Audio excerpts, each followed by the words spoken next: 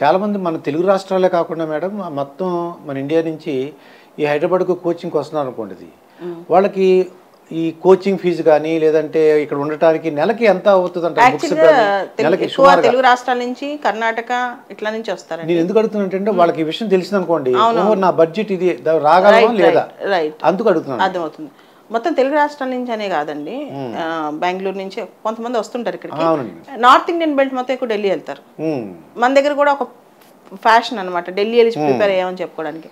కానీ అదంతా పక్కన పెడితే ఐఏఎస్ చదవడానికి 1 ఇయర్కి సదర్ ఏ కోచింగ్ సెంటర్లో అయినా మన యావరేజ్ మనం తీసుకుంటే 1.5 lakh ఫీజు ఉంటుందండి.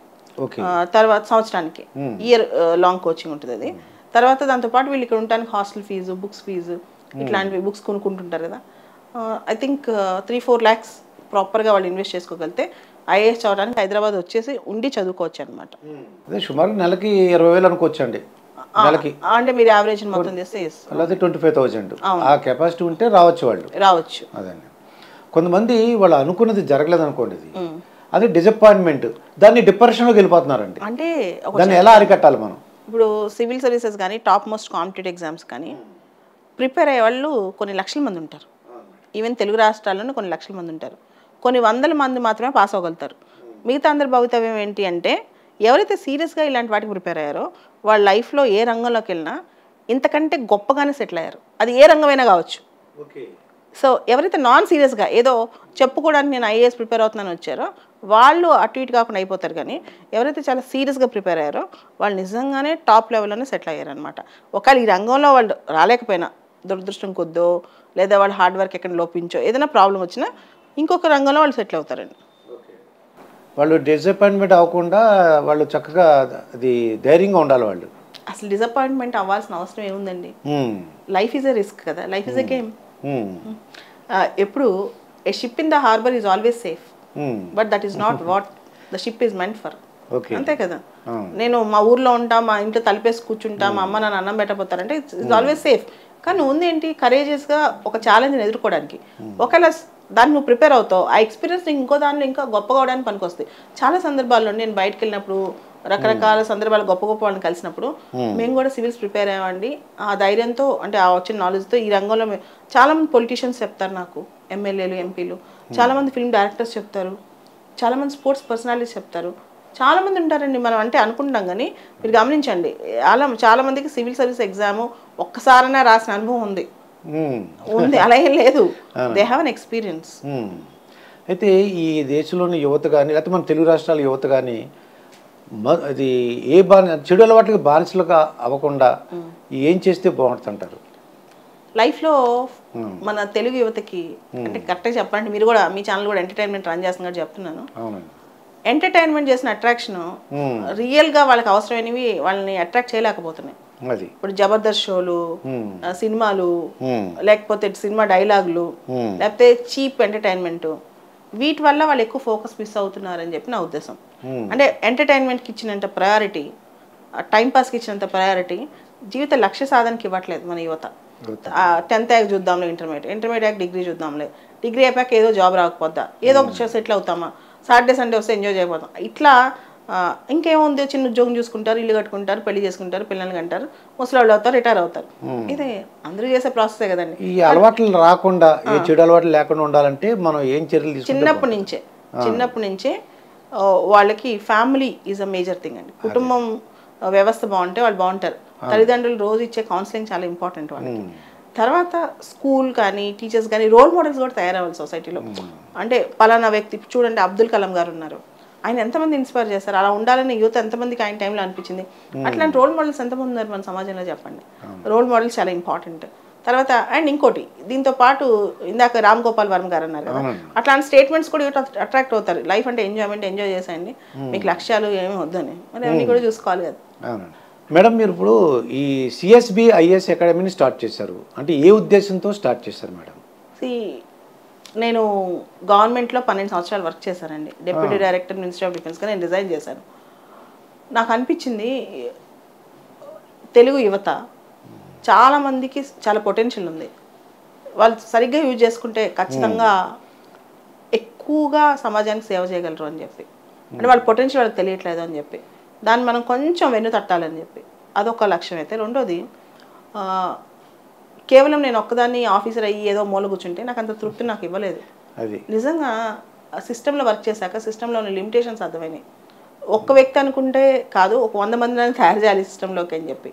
ఇది రెండోది. మూడోది బ్యూరోక్రాట్గా వర్క్ చేస్తూ ఉంటే చాలా లిమిటేషన్స్లో మనం ఉంటాం, బయటికి రాలేం, చాలా పనులు మనం అనుకునే చేయలేం.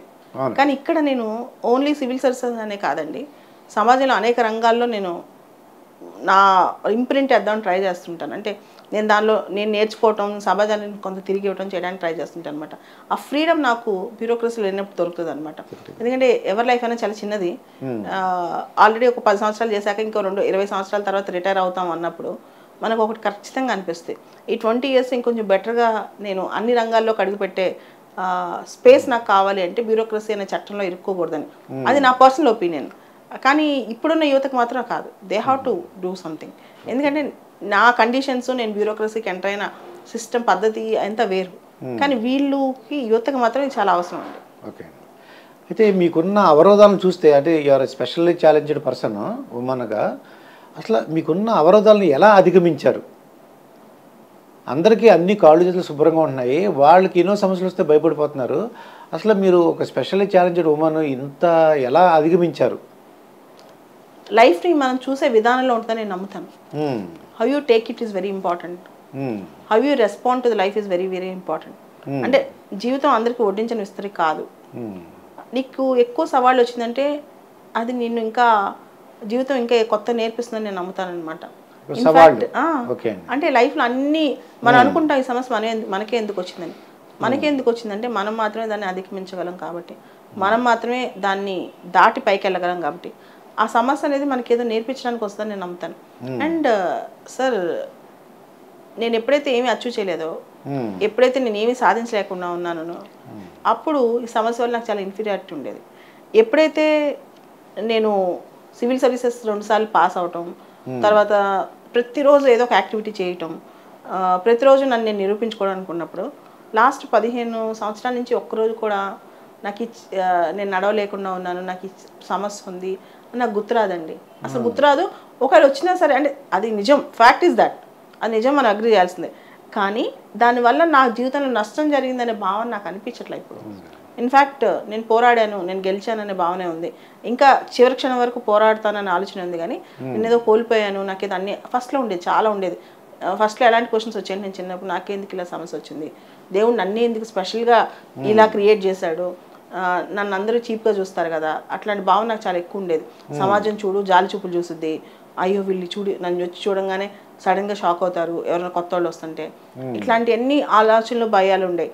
కానీ ఇప్పుడు నన్ను ఎవరైనా చూసినప్పుడు బాలలత అంటే ఈవిడ సమాజానికి ఏదో చేస్తుందని గుర్తిస్తారు, కానీ అయ్యో పాపమని జాలి చూపులు చూడరు.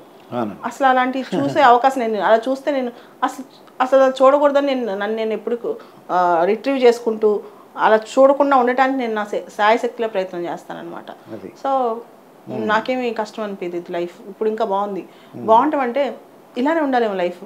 మనిషికి అన్నీ ఇచ్చి అంత పర్ఫెక్ట్గా చేసి పుట్టిస్తే జీవితం అనేదాన్ని మనిషి ఇంకో విధంగా తీసుకుంటాడు, దాని వాల్యూ తెలియకుండా బతుకుతాడు అనిపిస్తుంది. అదే మనిషికి ఏదైనా తీసేసినా లేదా మనిషికి ఏమైనా కొత్త సవాల్ ఇచ్చినా లైఫ్లో ఒక రియల్ ఛాలెంజ్ అనేది మనిషి నేర్చుకుంటాడు. It helped me. ఇన్ఫ్యాక్ట్ మీరు తెలిసే ఉంటుంది, ఒక 15 ఏళ్ల క్రితం అంటే నేను బాగా గ్రాడ్యుయేషన్ ఇదంతా ఉన్నప్పుడు తెలుగు కుటుంబాల్లో ఎక్కువ బీటెక్లు చదవటం, యూఎస్ వెళ్ళటం. సో నాకు అన్ని బాగుంటే నేను అలానే ఉండేదాన్ని, ఈ పాటికి యూఎస్లో ఉండి సెటిల్ అయిపోయేదాన్ని. కానీ అది అలా కాదు, అలా ఉండకూడదని డెస్టినీ నన్ను ఇలా చేసిందేమో అనుకుంటా నేను. అంటే దేవుడిని తిట్టుకున్న సందర్భాలు ఉన్నాయా? లేదండి. దేవుడు ఏం చేశాడండి అంటే మీకు ఇలా పుట్టించాడు అని కాదు, గాడ్ నన్ను అలా పుట్టించింది గాడ్ చేసిన తప్పు. అండ్ గాడ్ ఆ తప్పును తెలుసుకుని నేను కరెక్ట్ చేశాడు కూడా. తన తప్పును కరెక్ట్ చేసుకున్నాడని నేను అంటాను. నిజంగా కరెక్ట్ చేసుకున్నాడండి. ఎందుకంటే నాకు ఇప్పుడు దేవుడు నాకు ఇవ్వందంటే ఏం లేదు. సో హీ కరెక్టెడ్ ఎవ్రీథింగ్ అనిపిస్తుంది. ఓకే.